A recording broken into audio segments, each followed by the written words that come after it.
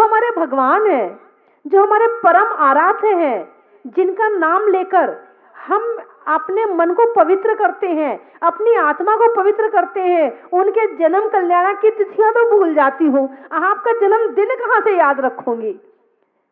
और बात देखिए, 3 काल की 24, वर्तमान में हम 24 को याद करते हैं, ऋषभजित संभव अभिनंदन वर्तमान में याद करते हैं। फिर पंचम काल, ये पंचम काल चल रहा, फिर छठा आएगा, फिर छठा आएगा, फिर पंचम आएगा, फिर चतुर्थ आ जाएगा। जब चतुर्थ काल आएगा दोबारा, तो फिर उसमें 24 दूसरी वाली फिर से शुरू हो जाएगी। जब ये 24 शुरू हो जाएगी, अगली जो उस समय वर्तमान की, तो जो अभी वर्तमान में है ये भूतकाल की 24 हो जाएगी। कौन सी हो जाएगी? भूतकाल की। अब उस समय जो वर्तमान में होंगे उनका नाम ज्यादा लिया जाएगा और भूतकाल वालों का नाम कम लिया जाएगा। फिर उसके बाद में, फिर चतुर्थ के बाद में तीसरा काल आएगा, दूसरा आएगा, पहला आएगा, फिर पहले आएगा, फिर दूसरा आएगा, फिर तीसरा, फिर अगली 24 आ जाएगी। फिर ये 24 का तो नाम ही नहीं पता चलेगा, और फिर जो 24 उस समय हुई है वो भूत की हो जाएगी, और जो उस समय होगी वर्तमान में वो वर्तमान की हो जाएगी। ये 24 पीछे चली जाएगी। ऐसी अनंतानंत 24 हो चुकी है। कितनी? अनंतानंत 24 हो चुकी हैं। आपको 24 तीर्थंकर के नाम तो याद रहते नहीं है, दुनिया आपका नाम क्या याद रखेगी।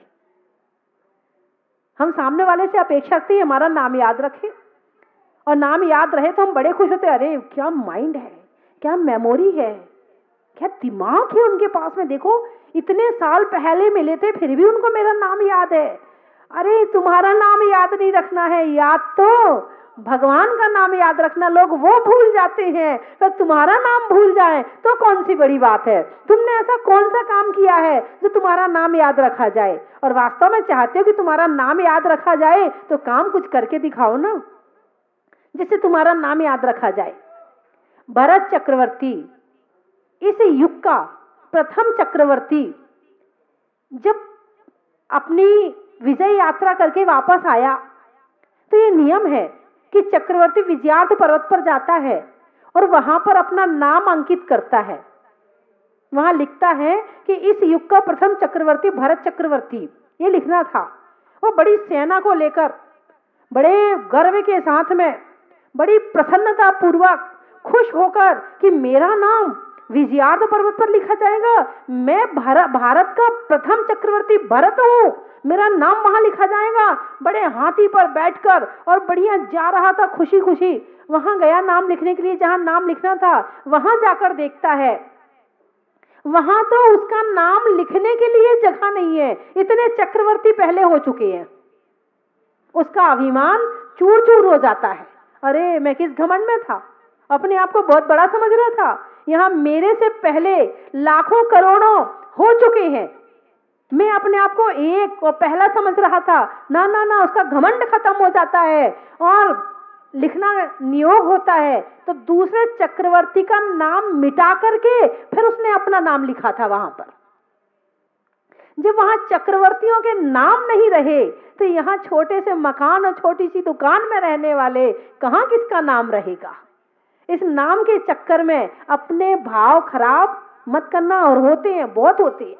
इस नाम के चक्कर में इतने मोहिनी कर में ऐसा है, 1 मिनट में भाव खराब कर देता। मेरा नाम नहीं लिया, मेरा नाम नहीं बोला, 1 मिनट में भाव खराब हो जाते हैं। काम करो बिना नाम के लिए करो। किसके लिए करो? बिना स्वार्थ के, बिना किसी उसके करो तो उसमें और भी ज्यादा अच्छा। कहते हैं पुण्य जो है छपाकर करो, पुण्य छिपाकर करो और पाप छपाकर करो। मेरी बात समझ में आई? पुण्य जो है छिपाकर करो और पाप छपाकर करो। हो सकता क्या? करते क्या है? अरे बोलो ना उल्टा होता है ना, होता है कि नहीं होता है? पाप तो छपाकर करते हैं, पुण्य पुण्य जो है छपाकर करते हैं और पाप जो है छुपाकर करते हैं। और छुपाने में बात क्या है आप समझ लीजिए। जैसे एक बीज है, बीज को जमीन में छुपा दिया, बीज को डाला, उस पर मिट्टी ढक दी, अब बीज छुप गया। अब बीज यदि छुप गया है, उसमें अंकुरण होगा, पेड़ बनेगा, फल आएंगे, वो बाद में खाने मिलेंगे। और अब यदि बीज को बाहर वैसे ही फेंक दिया, उसको छुपाया नहीं, तो कुछ दिनों के बाद वो वही मिट जाएगा। इसी तरह से पुण्य हमने किया और उसको छपा दिया, तो पुण्य बाहर के हमने उसका फल अभी खा लिया, अब पेड़ नहीं बनेगा उसका, क्योंकि हमने उसको यही फैला दिया है, यही फैल गया और यही मिट गया वो। और यदि हमने छुपा दिया होता तो उसका पेड़ बनता। आप पूजा करते हैं, आप बार बार किसी को मत बताओ मैं 5 पूजा करता हूं, मैं 10 पूजा करता हूं, या मैं रोज पूजा करता हूं। बताने से पुण्य कम हो जाता है। आप कितनी माला फेरते हैं मत बताओ किसी को, बताने से पुण्य कम हो जाता है। आपने दान दिया है मत बताओ 4 जनों से, क्योंकि जो देता है अपने आप ही कीर्ति उसकी उड़ जाती है, सारी दुनिया में फैल जाती है, बताने की जरूरत नहीं पड़ती है, तो बताने से कम हो जाएगा। तो इस तरह से जो आप छपाकर करोगे वो कम हो जाएगा, पाप को छपाकर किया वो भी कम हो जाएगा, उसका प्रभाव भी कम हो जाएगा। और आपका मन यदि माला फेरने में बहुत लगता है, आपका मन पूजा करने में खूब लगता है, आपका मन धर्म के काम में लगता है, आप किसी को मत बताओ कि मेरा मन बहुत लगता है। यदि आपने बता दिया, उस दिन से आपका मन लगना बंद हो जाएगा। ये पंचम काल है, इसमें अच्छी चीज में नजर बहुत जल्दी लगती है, बुरी चीज में नजर नहीं लगती है, अच्छी चीज में नजर लगती है। तो आप प्रैक्टिकल कर लेना, आपको विश्वास ना हो तो आप प्रैक्टिकल कर लेना। आपको कोई भी चीज अच्छा लग रहा है और आपने किसी से कह दिया, उसी दिन से उसकी फीलिंग्स खत्म हो जाएंगी। इसीलिए आप अपने धर्म के काम किसी को मत बताओ। हाँ, वो बात अलग है कि कोई दूसरा बता रहा है, आपका उपवास है और कोई दूसरा बता रहा है, वो बता रहा प्रभावना की दृष्टि से प्रेरणा मिलेगी, चलो वो बात अलग है। लेकिन आप मत बताओ किसी को, आप बताते हैं तो आपका पुण्य कम हो जाता है। लेकिन मोहिनी कर्म कहता अच्छा कैसे ना बताऊं, आज मेरा नमक का त्याग है, जब तक 10 जनों को बताना दूं तब तक तो मेरे चैन भी नहीं पड़ेगी। आज इतवार है ना, हाँ आज तो नमक का त्याग है, आज तो जब तक 10 जनों को भाई साहब जरा ध्यान रखना नमक नहीं लेते आज हम।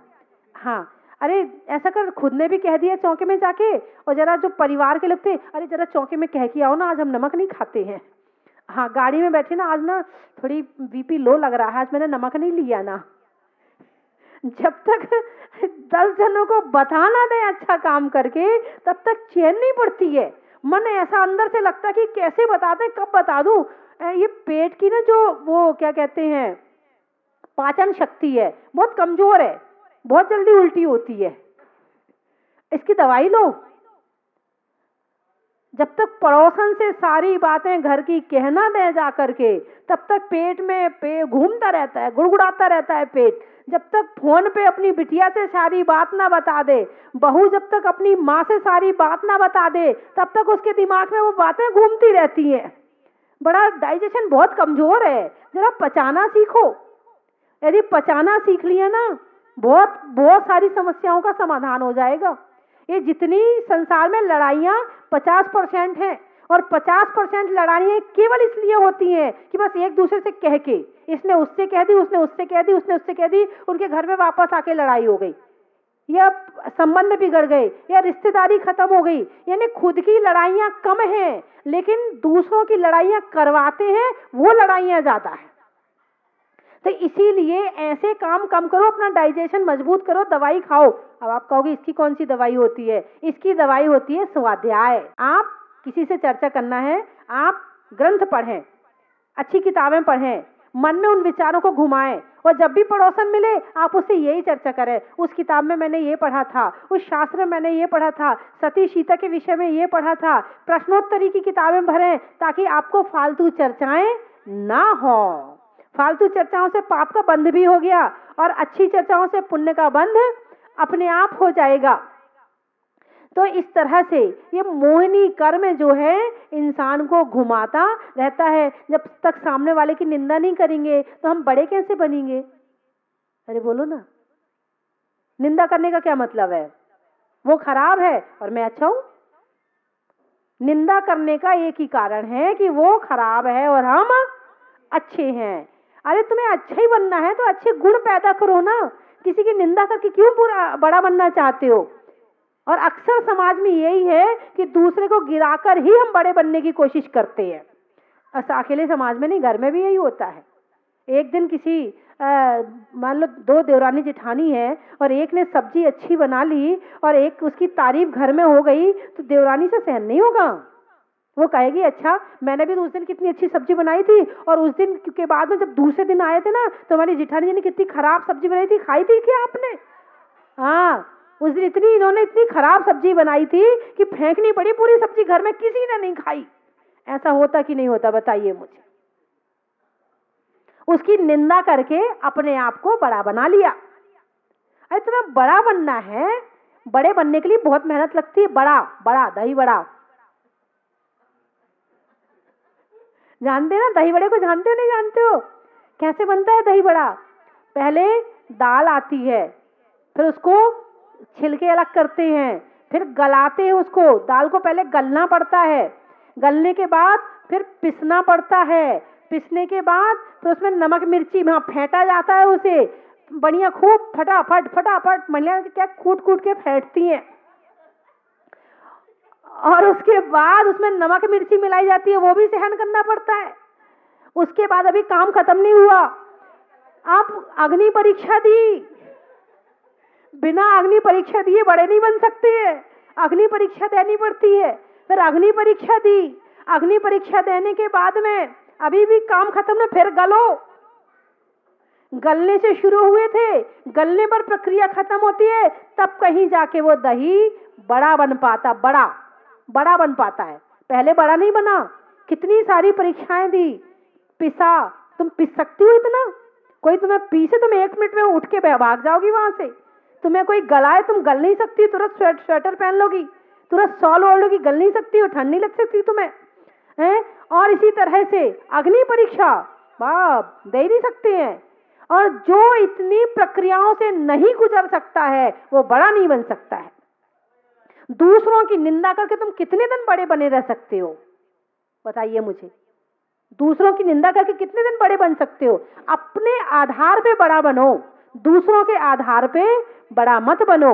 लेकिन मोहिनी कर्म कहता नहीं, बड़ा तो बनना है, और आलस इतना है, प्रमाद इतना है, स्वाध्याय होता नहीं है, व्रत होता नहीं है, उपवास होते नहीं है, अच्छे काम होते नहीं है, और बड़े बनने की चाह पूरी है।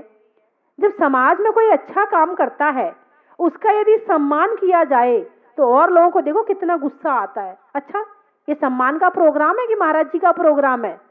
अरे उसने अच्छा काम किया है, यदि उसका सम्मान हो गया, आप ताली बजा के उसका स्वागत कीजिए, आप भी उसका ताली बजा के सम्मान कीजिए। आप ईर्ष्या क्यों कर रहे हैं उससे? यदि आपको भी उस स्थान तक, यदि बाई चांस गलती से जो ईर्ष्या कर रहा है, ये बात सोच रहा है, उसका नाम पुकार लिया जाए और उसका सम्मान करवाया जाए, अब बताओ वो क्या कहेगा? उसे अच्छा लगेगा कि नहीं लगेगा? अच्छा लगेगा ना। दूसरे का सम्मान अच्छा नहीं लग रहा है और खुद का नाम बुला के पगड़ी पहनाई जाए तो बड़ा आनंद आएगा। फिर तो खुद के में बड़ा आनंद आता है, दूसरे के में ईर्ष्या होती, दूसरे को कैसे सम्मान मिल गया। अरे उसने अच्छा काम किया है तो उसका ताली बजा के तुम भी सम्मान करो। लेकिन ईर्ष्या अंदर की ऐसी जलाती है आदमी को कि जलता तो खुद है, निशाना सामने वाला होता है, उसको कुछ नहीं पता कि तुम्हें क्या हो रहा है, और तुम जले जाते हो अंदर से। अरे ऐसा काम क्यों कर रहे हो? उसके गुणों में तुम भी शामिल हो जाओ। हर गरीब आदमी बड़े आदमी से ईर्ष्या करता है, हर गरीब आदमी बड़े आदमी से ईर्ष्या करता है, उसकी बुराई करता है और खुद बड़ा बनना चाहता है। ये कौन सी रीति है? ये कौन सी रीति है? अरे तुम्हें बड़ा बनना है, तुम उसको ध्यान से देखो, उसने ऐसा कौन सा काम किया कि वो बड़ा बन गया? वो ऐसा क्या करता है कि वो बड़ा बन गया? तुम भी वैसा करना शुरू कर दो तो बड़े बन जाओगे। ईर्ष्या करने से बड़े बनने वाले नहीं हो। तो जो मोहिनी कर्म है, बात नाम से शुरू हुई थी। नाम का चक्कर, किसका चक्कर? बोलो ना, जोर से बोलो ना। नाम का चक्कर, किसका चक्कर है? नाम का चक्कर। और जीवन में चक्कर ही चक्कर है। बचपन में थे तो पढ़ाई का चक्कर, बड़े हुए तो फिर डिग्री का चक्कर, और बड़े हुए तो नौकरी का चक्कर, फिर और बड़े हुए तो शादी का चक्कर, फिर और बड़े हुए तो बच्चों का चक्कर, फिर और बड़े हुए तो उनकी शादी का चक्कर, और चक्करों के बीच में हमारा जीवन बन गया घन चक्कर। क्या बन गया हमारा जीवन? घन चक्कर। और इसी चक्कर में चक्कर लगाते लगाते लगाते लगाते हमारा जीवन पूरा निकल जाएगा और हमारे जीवन में कुछ भी होने वाला नहीं है। इस जीवन में मोहनी कर्म को जरा सा कम किया जाए तो बहुत सारे गुण प्रकट हो जाएंगे, बहुत सारे गुण प्रकट हो जाएंगे। ये प्रमाद कौन से कर्म का उदय है? ये भी मोहिनी का है। शरीर को बचा के रखो, इसे कष्ट ना हो जाए, इसे ठंड ना लग जाए। बहुत से लोग होंगे जो अभिषेक नहीं करते होंगे, नहीं आपके लिए नहीं कह रही, आपने तो आज देखो इतनी ठंड में आपने अभिषेक भी किया और आप धोती दुपट्टा पहन कर कितनी ठंड में भी यहाँ पर बैठे हुए हैं। ये आपका मोहिनी कर्म आपने कम किया तो आप आज यहाँ बैठे हुए हैं। और आपका मोहिनी कर्म तीव्र होता शरीर से तो आप अभिषेक करने वाले नहीं थे। हाँ, बहुत मोहिनी कर्म ही छोड़ना पड़ेगा।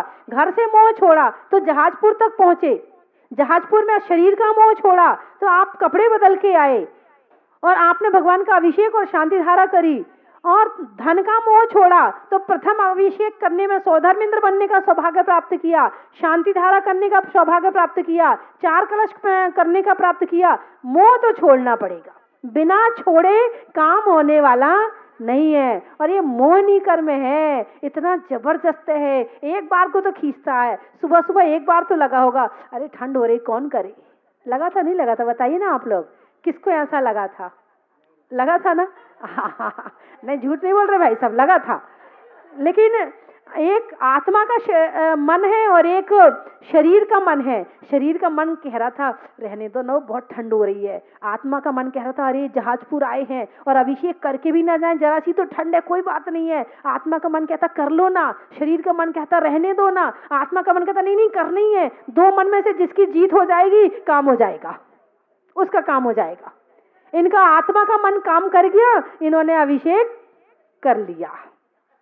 और आपका तो मजबूत पहले ही से था, आपका शरीर का मन आपने पहले ही ठंडा कर दिया था कि चल तू तो चुपचाप बैठा रहे, ठंड लगे और ना लगे अभिषेक तो करना ही करना है। आप पहले से मजबूत करके आए थे, इसलिए आपके शरीर के मन ने यहाँ आवाज ही नहीं लगाई।